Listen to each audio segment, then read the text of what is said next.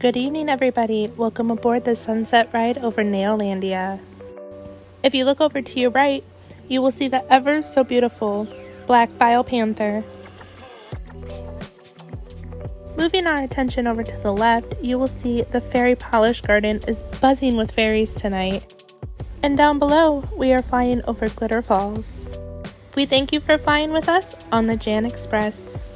We were tasked to create what Nailandia meant to us over 10 tips with a mix of 2D and 3D art. For this, I went with a fictional world where we have nail polish fairies, black file panthers, and flying nail lamps. For my fairy polish garden, after creating my nail polish bottles out of Brisa gel, I am creating the sign that is going to be sitting behind my fairies. If you notice, I start my bottom word first in the middle of the word to ensure it is centered to the top row. To make my lettering pop off of the wood, I am using black pool to outline the outside of my letters to give it a shadow. To create the flowers, I used Brisa gel to make the petals, and I stuck them into sticky tack to lift them up to be 3D off the nail. I created a second row using glue before reinforcing everything with another layer of Brisa gel. I really wanted to challenge myself, so a lot of my set is made out of Brisa gel and Plexi gel, not your typical for 3D art. I found using polish remover instead of scrub fresh when blending out colors gave more of a texture, which I liked. Using that same darker color, I am painting in details. Now on to my favorite nail. I used 2 different greens and a hatch cross motion to create depth for the background. Using the dark and the light green, I create leaf shapes to accentuate the depth. I love using monochromatic palettes to show all the different values in one color. Don't forget to cure every so often to lock things in place. And here I just wanted to slow it down a little bit to really show you the depth in this nail. Moving on to create a super fun piece, I made the shapes of the monstera leaves using Plexi gel. Use the brush to float the product around to self-level and cure. Now for the fun part. I used my e-file to carve out the shape of the whole leaf. This is a cool technique to use instead of trying to shape everything out perfectly beforehand. One tip is to make sure your speed is fast on the e-file. Finish painting and add a matte top coat.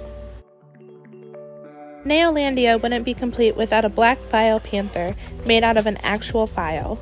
To do this, rip off a piece of file and cut it into shape. Attach to the body and start creating the head. I used all acrylic for the panther to really show detail. Don't be afraid to continue adding layers to get your desired shape. It's okay to almost over-add to the shape because you don't want to lose the details when adding gel polish and top coat. Sculpting isn't a fast process, so take your time and don't get frustrated. Once I have the panther painted black, I start adding the details on his body and face. Add highlights as you think the light source would hit it, so add light on top and dark on the bottom. When assembling a big 3D piece like this, I use glue to tack things in place, because if I don't use a lot, I can usually pop items off if I need to move them around. But make sure to fully secure when you're done. What kind of crazy cool world would it be if we had a nail lamp helicopter? To paint my Jan portrait, I use a mixture of browns to create the shape, then add contouring. And I know this is besides the point, but I don't think I've ever painted a cuter hand than this one. I add my contour and I use Scrub Fresh to blend out seamlessly. To create my nail lamp shape, I used Brisa gel on the end of a hand dusting brush, filed it into shape and added a bottom. Even the backside has a cutout for the hand to go. Still adding in all my details, I dressed Jan in a futuristic red jumpsuit because that's what I imagined she would wear flying around in her own helicopter. We are going to really slow it down for this part to catch the work and precision it takes for this step. I wish I could show you in real time how slow I am moving. Straight lines and steady hands don't move fast. So slow down and you will get straight, even lines. I am also barely touching the tip of my brush to the nail to get the tiniest of detail. I go back in later to reshape the hairline. If you need to fix something after it's been cured, Just thinly layer the first color to cover up your mistakes.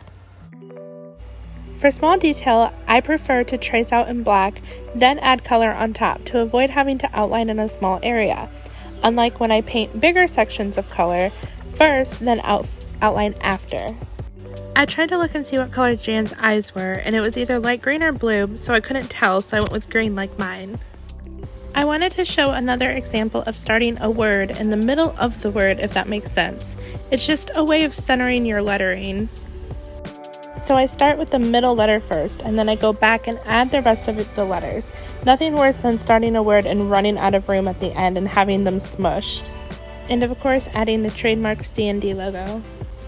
To make the helicopter blades, I just used liquid and powder to sculpt 2 even in size rectangles, taking my time to shape them to minimize filing. I attach them together and use my E-file to drill a hole through the center. You want it big enough so it spins freely but doesn't slide around. For the evening sunset, I used Hot Pop Pink, Video Violet, and Popsicle Picnic.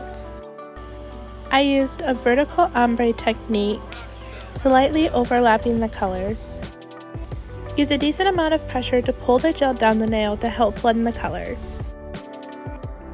Using the same colors all mixed with cream puff and a brush dipped in acetone, I start creating clouds. I love this technique to create many different looks, including clouds, smoke, and watercolor. If you would like to see how I created glitter falls, then head over to my TikTok, Alien Girl Emily. And here are the final nails, my creation of Nailandia. I hope you enjoyed my video, and I hope to see you next week. Bye!